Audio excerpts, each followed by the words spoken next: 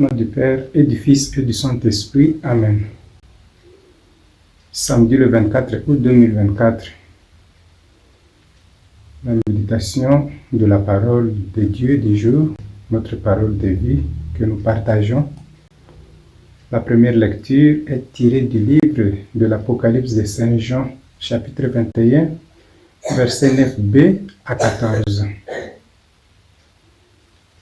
Moi, Jean, j'ai vu un ange qui me disait, « Viens, je te montrerai la femme, l'épouse de l'agneau. » En esprit, il m'apporta sur une grande et haute montagne. Il me montra la ville sainte, Jérusalem, qui descendait du ciel d'auprès de Dieu. Elle avait en elle la gloire de Dieu. Son éclat était celui d'une pierre très précieuse, comme le jaspe cristallin.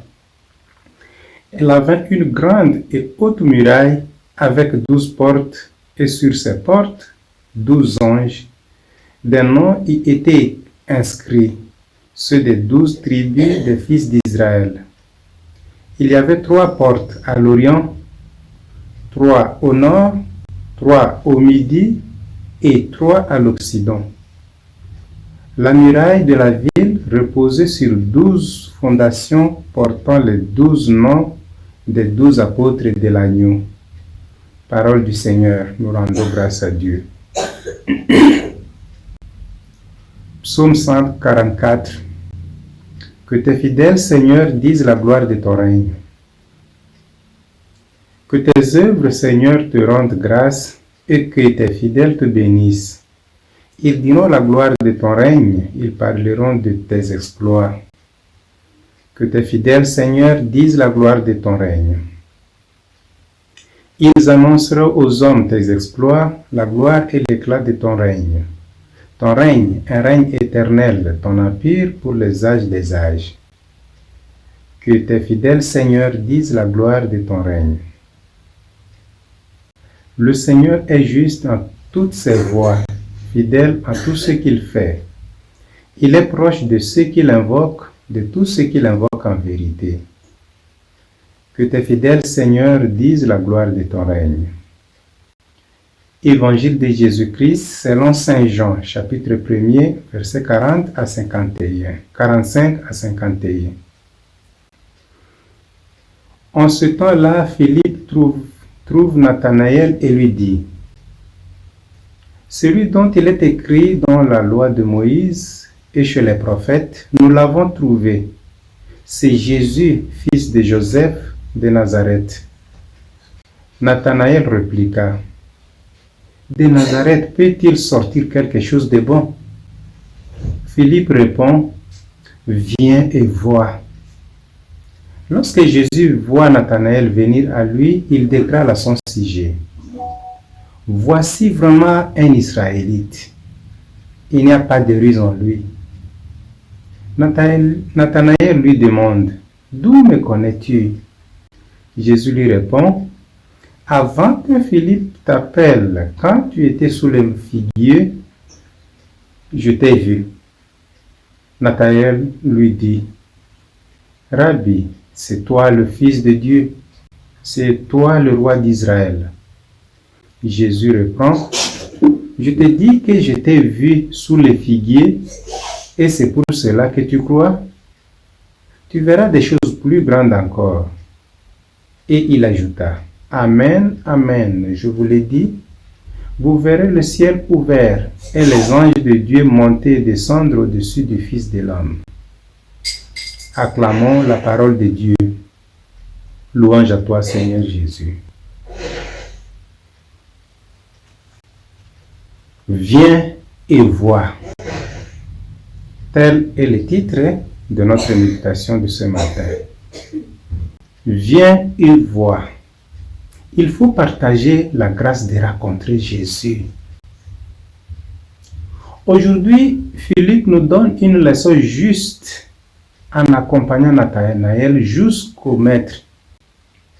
Philippe trouve Nathanaël et lui dit, « Celui dont il est écrit dans la loi de Moïse et chez les prophètes, nous l'avons trouvé. C'est Jésus, fils de Joseph de Nazareth. » il nous faut partager la grâce de rencontrer Jésus et aider les autres à découvrir le salut en lui. C'est ce que fait courageusement Philippe. Combien de personnes avons déjà apporté à Jésus? Nous avons été baptisés depuis des années. Chaque jour, nous faisons l'expérience de rencontrer Jésus dans nos prières, dans nos apostolats, dans de différentes circonstances. Mais combien de personnes ont déjà eu la grâce de recevoir Jésus par notre canal, par notre mission, par notre comportement missionnaire? Est-ce que nous avons l'habitude de partager cette grâce que nous avons de vivre avec Jésus, de recevoir Jésus, de l'écouter chaque jour? Ici, Philippe nous donne une très belle leçon. Il agit comme l'ami qui désire partager avec l'autre le trésor découvert récemment. Celui dont parlait la loi de Moïse et les prophètes, nous l'avons trouvé. C'est Jésus, fils de Joseph de Nazareth. Jean 1er, verset 45. Rapidement, avec enthousiasme, il veut le partager avec les autres pour qu'ils puissent tous recevoir ses bienfaits. Le trésor est Jésus-Christ. Personne ne peut remplir le cœur de l'homme de paix et de joie comme c'est Jésus. Si Jésus vit dans ton cœur, le désir de le partager se transformera en besoin, parce que ce que tu auras expérimenté avec lui, ça va brûler au fond de ton cœur, comme quelque chose qui te stimule sans cesse à aller le porter ailleurs, à partager. De là naît le sentiment de l'apostolat chrétien. Quand Jésus, plus tard, nous invite à jeter les filets, il dira à chacun, il va adresser cette parole aux disciples, mais ça sera une parole qui sera orientée, qui sera destinée à chaque chrétien d'entre nous, que nous devons être des pêcheurs d'âmes. Car beaucoup sont ceux qui ont besoin de Dieu, que la fin de transcendance, de vérité et de joie, il y a quelqu'un qui peut la calmer entièrement. C'est Jésus, c'est Jésus-Christ. Autour de nous, il y en a ceux qui désirent être remplis de joie, de paix, ceux qui désirent voir en fait dans leur vie quelque chose de nouveau, quelque chose d'agréable. Et c'est lui justement qui peut les combler dans ses désirs, c'est seulement le Seigneur Jésus-Christ. Mais comment les recevront-ils si nous n'avons pas le courage, comme Philippe, de le leur apporter, de le leur amener? Jésus-Christ est pour nous toutes choses. Heureux l'homme qui espère en lui, dit saint Ambroise. Si tu mets ta confiance en Jésus, alors tu es heureux. Personne ne peut donner ce qu'il n'a pas. Personne ne peut aussi donner ce qu'il n'a pas reçu. Avant de parler du Maître, il est nécessaire d'avoir parlé avec lui. Il est nécessaire de l'avoir rencontré, d'avoir fait son expérience personnelle, d'avoir fait l'expérience de son intimité. C'est seulement si nous le connaissons bien et que nous nous sommes laissés connaître par lui, que nous serons prêts à le présenter aux autres. C'est alors que nous pouvons faire le même apostolat que fait aujourd'hui Philippe, comme le fait Philippe dans l'évangile d'aujourd'hui, comme l'ont fait tant de saints, comme l'ont fait tout le monde que nous célébrons dans l'église aujourd'hui avec célébrité.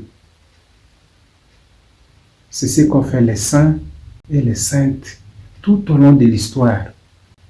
La vie qu'ils ont rencontrée à Jésus, ils l'ont vécu en témoignage pour transformer les autres, pour illuminer les autres, pour encourager les autres, pour réconforter les autres.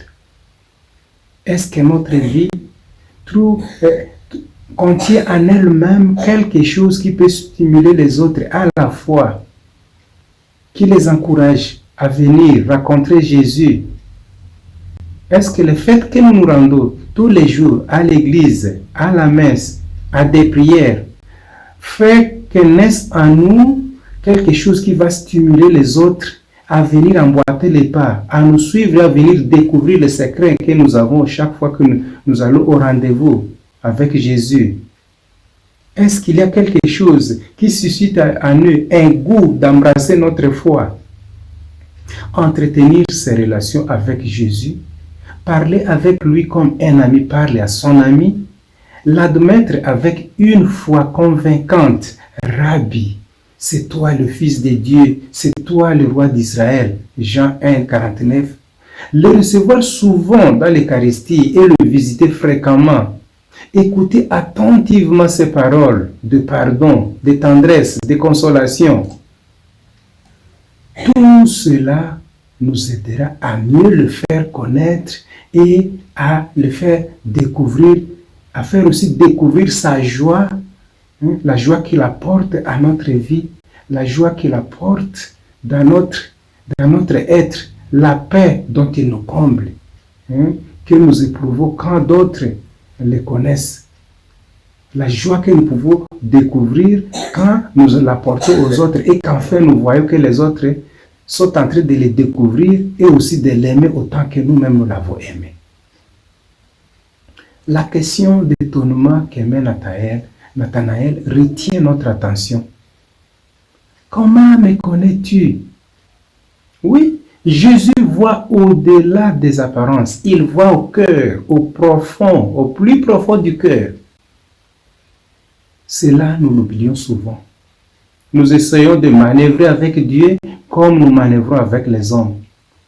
Pour sauver la face, pour avoir raison, pour nous trouver des bonnes raisons ou encore pour ne pas nous faire prendre. Nous avons cette habitude de présenter une face qui n'est pas la nôtre, d'essayer de nous cacher. Mais Jésus voit la profondeur de notre cœur. Quoi que nous fassions, il connaît tous les secrets de notre vie, de notre être. C'est lui qui l'a formé, c'est lui qui nous a créés. Cette double face, voire triple face, cette attitude d'hypocrisie est presque toujours présente dans la vie de beaucoup de chrétiens. Et c'est chaque jour que l'on vit ici, sans se soucier. On prend Dieu comme un ami avec lequel on peut blaguer n'importe comment. Comme un homme qu'on peut déjouer. Ce n'est pas bon. Il est temps que nous comprenions que Jésus regarde au fond de notre cœur et que nous ne pouvons pas nous amuser avec lui comme nous jouons avec un petit enfant. Dieu nous connaît bien. Il nous connaît bien mieux que nous ne nous connaissons nous-mêmes. Alors pourquoi encore nous mentir à nous-mêmes et lui mentir à lui, qui est la connaissance même, qui pénètre toutes les profondeurs? Dieu n'est pas un homme. Sa justice n'est pas la justice humaine. Là où l'homme ne voit dans la justice que répression et condamnation, Dieu lui voit vérité et grâce de conversion. Il voit le pardon, l'amour et la possibilité de repartir à zéro. Oui, tu verras encore bien des choses. Voilà. Dieu est là seulement pour nous montrer les voies d'encouragement, pour nous montrer la voie de relèvement. C'est toute la profondeur de son exclamation. Voilà un homme qui ne sait pas mentir. Oui, il regarde en nous le positif, car aussitôt que nous sommes amenés à lui, lui, il ne fait que pardonner et effacer ce qui ternissait. Mais il fait maintenant éclater dans la lumière ce qui était positif à nous. Voilà un homme qui ne sait pas mentir. Il regarde, il se recherche dans le positif dans notre vie. Et quand il dit, voici un vrai fils d'Israël, Cela est à comprendre comme voilà un vrai fils de Dieu. Veut dire quelqu'un qui croit et qui croit vraiment. Quelqu'un qui se donne et qui se donne vraiment. C'est quelqu'un qui s'engage à suivre Jésus et le suit en vérité. Si nous avions la simplicité de nous présenter tels que nous sommes, en vérité, en toute vérité devant Dieu, sans faux semblant, alors la grâce pourrait toucher notre cœur. Alors nous pourrions découvrir son amour pour nous personnellement. Et surtout, nous pourrions nous mettre à le suivre honnêtement, à vivre avec lui et voir la grandeur de ses merveilles dans notre vie et dans la vie de tous ceux qui nous entourent. Cela n'est possible que si nous nous présentons en toute simplicité tels que nous sommes à Jésus pour que nos faiblesses, il sache les guérir. Et ainsi, nos côtés positifs, il sache les renforcer davantage. Cela illuminerait notre propre vie et même la vie des autres.